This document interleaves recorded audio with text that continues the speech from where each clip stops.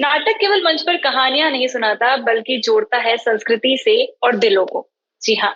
इस वक्त हमारे साथ एक ऐसी शख्सियत मौजूद है जिन्होंने पाकिस्तान में एक ऐसे नाटक का मंचन किया जिसने सीमाओं को जोड़ा। नाम था रामायण। आपका बहुत बहुत स्वागत है इंडिया टीवी पर। Thank you so much. सबसे पहला सवाल मेरा यही होगा, नाटक में शुरुआत कैसे हुई? थिएटर कहाँ से शुरू किया? थिएटर मुझे अभी कुछ 12 साल हो चुके हैं। मैं ए लेवल्स में मैं पढ़ता था लाइसियम स्कूल में। वहां पर मेरे एक टीचर थे यासीन सर, जिन्होंने मुझे जो है पहली बार नाटक के साथ थिएटर के साथ इंट्रोड्यूस किया था। वहां पर छोटा मोटा जो होता है 30-45 मिनट का जो नाटक होता है वो हमने किए थे। कुछ अपने लिखे हुए, कुछ लोगों के लिखे हुए। तो वहां से शुरुआत की। फिर जहां मैं पढ़ता था, जहां मैं फाइनेंस पढ़ता था आईबी में, वहां पर फिर उसको कंटिन्यू किया। एंड देन वो सब छोड़कर मैं नाटक की ही दुनिया में अब आ गया हूँ। रामायण करने का आइडिया कहाँ से आया? मतलब काफी सारे नाटक हैं, हाँ। शेक्सपियर और काफी सारे और अलग अलग फील्ड्स है। Why only Ramayan you have chosen? So सब कुछ किया है, शेक्सपियर भी किया है पढ़ाई के दौरान, और उसके अलावा भी बहुत सारे खेल किए हैं। लेकिन रामायण जो है वो मुझे मुझे जो है पर्सनली जो हमारी इंडियन क्लासिकल जो कहानियां हैं और जो दुनिया है उसका जो रंग है, वो मुझे हमेशा भावुक करता रहा है। मैं हमेशा उसकी तरफ खिंचता रहा हूँ। जिस तरह से मुझे गिरीश कर्नाड के जो खेल हैं, हयावदन हो गया, नागमंडल हो गया, मुझे बहुत ज्यादा पसंद है। उसके बाद महाभारत भी जब देखा था तो मुझे बहुत ही मैंने तो टीवी पर ही देखा था, ये BRR चोपड़ा का यूट्यूब पर ही देखा था, लेकिन मुझे बहुत ही ज्यादा मजा आया था। लेकिन रामायण जो है के साथ रिश्ता मेरा जो है बचपन से मेरा चलता आ रहा है। मैं 5 साल का था जब रामायण पहली बार मैंने रामानंद सागर की जो रामायण है वो देखी थी। तो तब से लेकर अब तक वो कहानी जो है अभी तक मेरे पास जुड़ी हुई थी। तो वो मुझे कहानी, बाकी मुझे पता है कि पाकिस्तान में जो है इस कहानी को बहुत ज्यादा लोग जानते नहीं है। तो मेरे दिमाग में यही था कि ये कहानी मुझे लोगों को बतानी है, लोगों को इंट्रोड्यूस करवाना है, क्योंकि उस कहानी के बगैर जो है जानने के बगैर उसके बारे में हम वो नहीं कर सकते, उसके बारे में हम कमेंट्री नहीं कर सकते, उसके बारे में बात नहीं कर सकते। तो पहले उसका जानना बहुत जरूरी है। तो इसलिए ये जो काविश थी, ये जो कोशिश थी, वो इसलिए ही थी ताकि हम इस कहानी को जो है पाकिस्तानी ऑडियंस के साथ इंट्रोड्यूस कर सके। पाकिस्तान और भारत के बीच अक्सर तनाव बना रहता है, ठीक है, और रामायण पाकिस्तान में दिखाना लोगों को कितना चैलेंजिंग रहा आपके लिए? चैलेंजिंग नहीं था बिल्कुल भी, मैं कहूंगा, क्योंकि पाकिस्तान में बहुत ही ज्यादा इसको मैंने भी उसी तरह से सोचा था। मैं खेल की तरह, एक कहानी की तरह उसको लेकर चल रहा था, और जिनको भी मैंने अपने साथ जोड़ा उन सब ने इसको एक खेल की तरह ही देखा। उन्होंने इसको इस तरह से नहीं देखा कि ये कोई धार्मिक कोई प्रोग्राम है, या धार्मिक तरीके से उन्होंने इसको बिल्कुल नहीं किया। अगर इवन स्पॉन्सर के पास गए तो उन्होंने भी अगर रिजेक्ट भी किया तो वो फाइनेंशियल रीजंस की वजह से था, इस सब की वजह से नहीं था कि ये धार्मिक है या ऐसा कुछ है। तो कोई बड़े चैलेंजेस फेस नहीं है जो आपको नॉर्मल नाटक करने में जो चैलेंजेस फेस होते हैं, पैसों के और वेन्यू के और बाकी सारी चीजों के, वो सारे चैलेंजेस थे। लेकिन कोई ऐसा अद्भुत, कोई अलग से चैलेंज फेस नहीं हुआ जो कि ये खेल करने में मुझे फेस हुआ। राम सीता, रावण के किरदार, ये कैसे आपने चूज किए इन कलाकारों को लेना? और सबसे बड़ी बात, मुस्लिम कलाकार भी थे इसमें जो लीड रोल्स में नजर आए। तो वो आप कैसे देखते हैं? मतलब आपको लगा ऐसा कुछ कि किसी हिंदू को ही लेना चाहिए, या ठीक है let's go with the person who is fit to the role? Yes, I fit to the role ही था मेरे लिए। अदाकार अच्छा कौन है मेरे लिए ये ज्यादा मैटर करता है। तो अगर उसमें अगर राम की भूमिका निभाने के लिए अगर मेरे दिमाग में कोई हिंदू आ जाते तो वो हिंदू होते। और क्योंकि इसमें मुसलमान थे जो कि मुझे लगा कि वो उस ग्रेस को, उस सारी इमोशन को कैरी कर सकते हैं, राम की या सीता की या रावण की।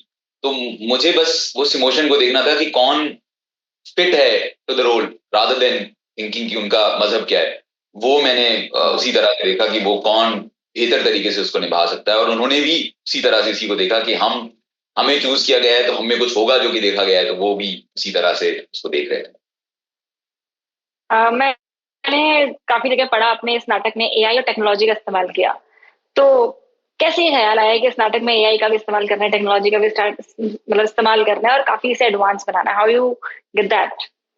इसका बिल्कुल भी पर्पस एडवांस बनाना नहीं था। इसका हाँ। पर्पस जो था वो बेसिकली कॉस्ट कटिंग मेजर्स थे। हमने पहले सोचा कि हम उसको एक डिजिटल सेट्स जो है लाएंगे, और उसमें जो एक ओके। इंसान का हर सेट को जो है वो इमेजिन करेगा और अपने लिहाज से ड्रॉ करेगा, ग्राफिकली ड्रॉ करेगा। तो पहले आइडिया ये था, लेकिन फिर समझ आया कि ये तो बहुत ही ज्यादा आप इसे बाहर बात चली जाएगी पैसों के लिहाज से। तो फिर मैंने जो है एआई को कुछ प्रॉम्प्ट्स वगैरह दिए, और एआई ने जो प्रॉम्प्ट्स दिए वो मुझे लगा कि सूटेबल हैं जो मैं बैकग्राउंड चाह रहा हूँ, और उसको फिर हमने एनिमेट करके उसको उस पर काम करके हमने जो है उसको वो किया। तो वो कोइंसिडेंस है, लोगों को लग रहा है कि हमने बहुत ही ज्यादा कोई इनोवेशन लाने की कोशिश की है, लेकिन वो इनोवेशन आई उसी तरह से कि हम ज्यादा जिस तरह से ज्यादातर साइंटिफिक इनोवेशन इसी तरह से आती हैं कि आप जो है कुछ सोल्यूशन ढूंढने की कोशिश करो। सोल्यूशन ये इसी चीज के लिए था कि हम किस तरह से खेल को पेश कर सकें विदाउट कि अपनी जेब से बहुत ज्यादा पैसा नहीं निकल रहा हो। तो वो बस आइडिया था एआई को यूज करने का। इस नाटक की सबसे ज्यादा खास बात क्या रही? खास बात ऑडियंस रिएक्शन रहा। मैंने उम्मीद नहीं की थी कि इस तरह का रिएक्शन आएगा। बहुत सारे लोग जो हैं वो इमोशनल हुए बाकायदा से। जिन लोगों को मैंने जो खेल बनाया था, मैंने उन ऑडियंसेस के लिए बनाया था जिन्होंने कभी भी कहानी के साथ कभी इंटरेक्ट नहीं किया है। उनका तो रिएक्शन अच्छा ही था कि वो उनको समझ आ गई बात, क्योंकि रामायण को 1.5 घंटे में करना बहुत एक मुझे अपहिल टास्क लगा कि हम जो है एक बहुत बड़ी एपिक को, बहुत बड़ी कहानी को जिसमें बहुत सारे उसके सिरे जो हैं वो इधर उधर से जुड़ते हैं, उसको जो है हम सिर्फ एक लाइन में, एक सीधी लाइन में खींच कर उसको जो है एक राम की कहानी हम बता रहे हैं। तो वो थोड़ा सा लगा कि वो ऑडियंस को समझ आएगा भी नहीं। तो पहले तो ये अचीवमेंट बहुत ज्यादा थी कि लोगों ने कहा कि हमें समझ आ गई, हमें पता चल गया कि कहानी क्या है।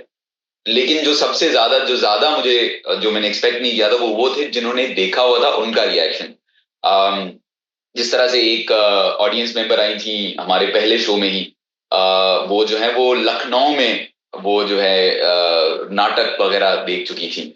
तो वो उन्होंने जब यहाँ पर रामायण पहली बार देखा तो शी गॉट वेरी इमोशनल, और हमारे लिए वो खड़ी हो गई और उन्होंने स्टैंडिंग ओवेशन दी। उनको स्पेशली सीता का किरदार बहुत अच्छा लगा।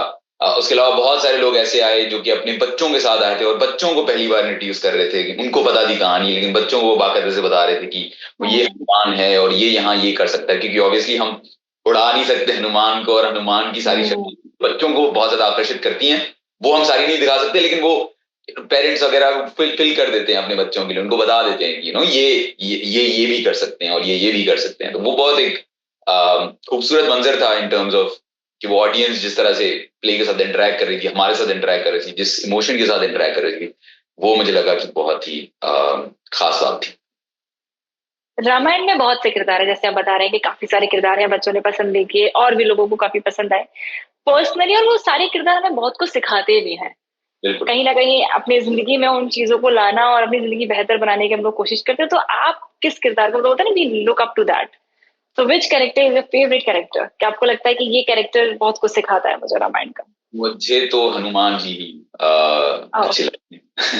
मुझे हाँ, वो डेडिकेशन, मुझे बस वो एक एक भक्ति जो है हनुमान जी की, जो जिस जिस तरीके से वो सोचते हैं राम जी के बारे में, इट्स आई डोंट थिंक, मतलब अनपैरेलल्ड है।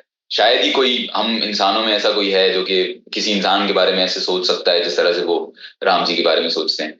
और वो एक एक खास, आई थिंक, एक क्वालिटी है जो कि एक ही, मतलब वानर में हो सकती थी या एक ही जीव में हो सकती थी, जो कि उनमें है। और वो बिल्कुल ही मतलब वो हिलते नहीं है उस जगह से जहां पर वो हैं।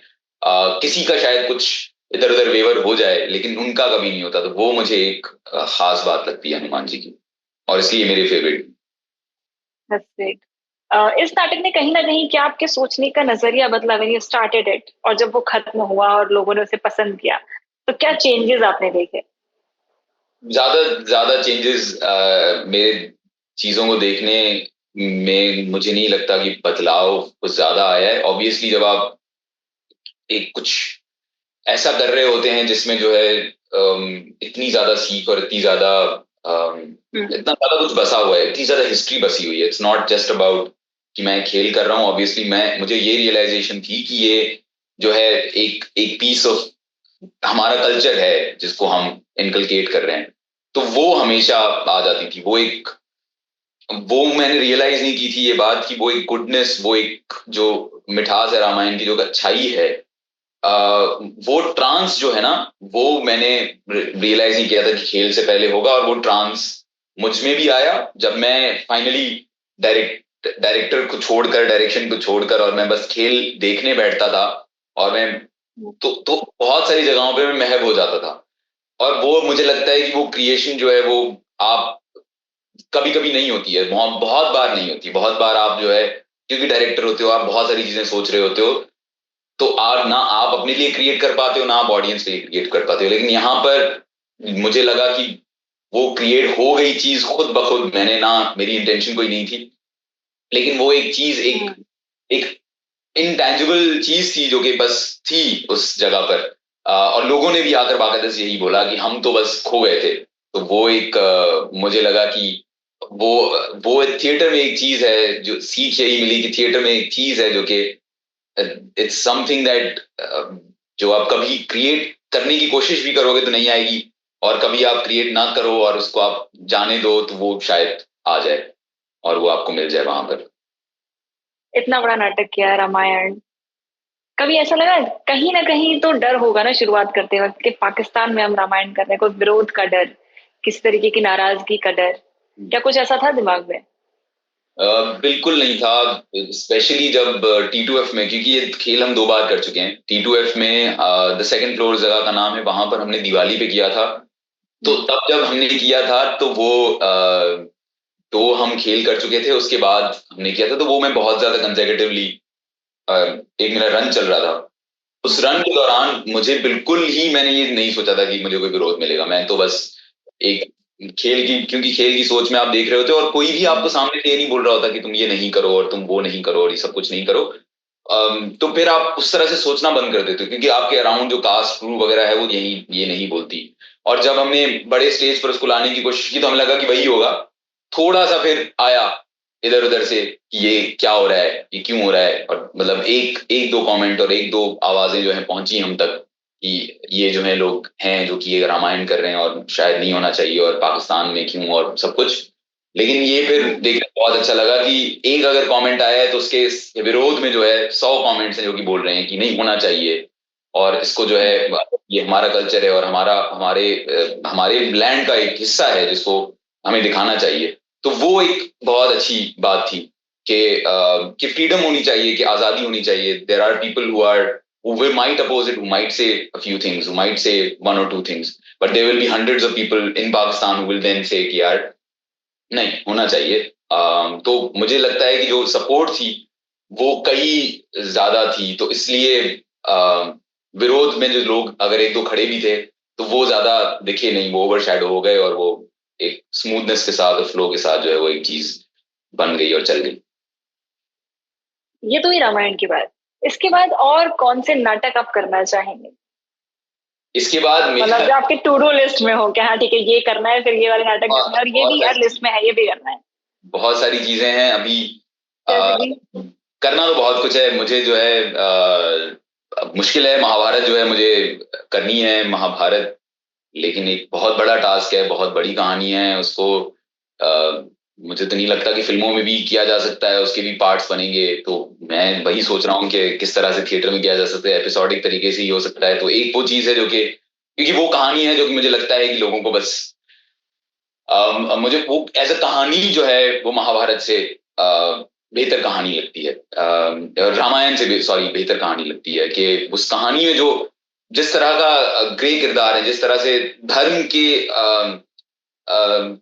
जो लड़ाई है, वो जिसके लोग जो है वो नहीं लड़ना चाह रहे एक साइड से, लेकिन वो लड़ रहे हैं, और उनकी क्या मजबूरियां हैं और वो क्यों लड़ रहे हैं, और वो एक एक किरदार जो है अपने आप में एक खेल है। तो वो मुझे एक्सप्लोर उसको जरूर करना है। वो शायद पूरी महाभारत करके ना हो, वो शायद एक किरदार की कहानी सुनाकर हो, वो भी हो सकता है। उसके अलावा मुझे गिरीश कर्नाड, जिस तरह से मैंने बात की कि मैं रामायण का जो इंसेप्शन था ये खेल करने का, वो यही था क्योंकि मैं गिरीश कर्नाड के जो विजुअल जो एलिमेंट्स हैं, उनका जो जिस तरह से चीजें करने का तरीका है, उससे मैं बहुत ज्यादा भावुक हूँ। तो मुझे हया बदन एक खेल है जो कि मेरा एक ड्रीम प्रोजेक्ट है, जो कि अगर मैं कर पाया तो बहुत बड़ी बात होगी। भारत में कभी रामायण करेंगे अगर करने का मौका मिला तो? भारत में रामायण क्यों नहीं करेंगे, क्यों, हर जगह पर करेंगे, लेकिन मौका मुझे लगता है जो आपका दूसरा पार्ट था उसका करने का मौका मिला तो बहुत ज्यादा अहम है। मुझे नहीं लगता कि बहुत अभी तो मुश्किल है कि करने का मौका मिलेगा, लेकिन जरूर कहीं भी करने का मौका मिलेगा तो रामायण को करेंगे। आपने अभी धर्म के बारे में बात की, इससे पहले जब हम महाभारत के बारे में डिस्कस कर रहे थे, तो how you look at it, धर्म आपके लिए क्या है एज अ पर्सन, अगर आप कुछ कहना चाहें उस पर तो। मुश्किल है इसको कहना, क्योंकि मुझे लगता है कि महाभारत और रामायण की दुनिया में धर्म जो है बहुत डिफाइंड एक चीज है। जो मतलब क्योंकि वहां पर एक बहुत ही ज्यादा वो भी है, क्षत्रिय हैं तो क्षत्रिय का ये काम होता है, और अगर आप सारथी हैं तो आपका ये काम है और आपको ये करना है चाहे कुछ भी हो जाए और सब कुछ। लेकिन मेरे लिए धर्म जो है वो मैं इसको थोड़ा सा महाभारत के किरदार से ही उठाकर कहूंगा कि भीष्म पितामह जिस तरह से उनका जो धर्म होता है, मुझे लगता है वो is a good meaning of के आप अपने आप को इस तरह से तोल नहीं रहे कि सही कौन है। आप अपने आप को इस तरह से तोल रहे हैं कि अब ओवरऑल भला किस चीज से हो सकता है। क्या ओवरऑल भला जो है इस वक्त मेरा इनको सपोर्ट, पांडवों को सपोर्ट करके हो रहा है या इनको सपोर्ट करके हो रहा है, या मेरा धर्म जो है कि मैंने एक कसम ली हुई है कि मैं अपने खानदान को प्रोटेक्ट करूंगा और उस पे मैं डटा रहूंगा चाहे कुछ भी हो जाए, वहां पर उस तख्त पर जो बैठा है मुझे उसको प्रोटेक्ट करना है। तो आई थिंक वो एक आई थिंक एक पॉइंट है जिसकी तरफ आप जा सकते हैं। लेकिन मुश्किल है इस दुनिया में जो है वो जिस तरह से जहां पर हम पहुंच गए हैं इस मॉडर्न दुनिया में, आई थिंक बहुत मुश्किल है धर्म को डिफाइन करना और फिर उस एक मार्ग पर चल जाना और उसके पीछे पड़ जाना। There are so many people जो इस वक्त आपको देख रहे होंगे भारत पाकिस्तान दोनों देशों से, क्या कहना चाहेंगे उनके लिए, एक संदेश अगर आप देना चाहें तो। मैं कुछ ऐसा कोई मुझे नहीं लगता कि मेरे पास ऐसा कुछ है कहने को जो कि किसी को भी सुनना चाहिए लेकिन बस यही है पाकिस्तान। मुझे तो तनाव जो लगता है वो ऑब्वियसली एक पॉलिटिकल मैसेज नहीं है, लेकिन उसमें जो है यही होना चाहिए कि हम मिलजुल कर रहें। हमारे अंदर अगर हम ढूंढना चाहें तो बहुत ज्यादा चीजें कॉमन हैं। हमारे डिफरेंसेस के बजाय अगर हम उन चीजों पर कंसंट्रेट करने की कोशिश करें और उन चीजों पर ध्यान दें और अपने अंदर वो कॉमनैलिटीज ढूंढें, तो आई थिंक ये खिता जो है बहुत बेहतर तरीके से तरक्की कर सकता है, आगे बढ़ सकता है। और अगर हम सिर्फ अपनी नफरतों और उन चीजों के पीछे अगर पड़ते रहेंगे तो फिर हम जहाँ हैं वहां रहेंगे। लेकिन अगर हम अपने प्यार और अपने जो हमारे अंदर जिसकी कैपेबिलिटी बहुत ज्यादा है, और ये खेल करके भी पता चला कि वो कैपेबिलिटी जो है हमारी नफरतों से बहुत आगे की है, तो अगर अपने प्यार की कैपेबिलिटी को अगर हम यूज करके उसको अगर हमें पॉजिटिव तरीके से लेकर चलें, तो आई थिंक हमारा खित्ता जो है बहुत आगे बढ़ सकता है। Thank you so much for connecting with us. तो ये थे हमारे साथ मॉस थिएटर ग्रुप के डायरेक्टर योगेश्वर जी। ऐसी और इंटरव्यूज इंटरेक्शन हम आपके लाते रहेंगे, जुड़े रहिए इंडिया टीवी के साथ।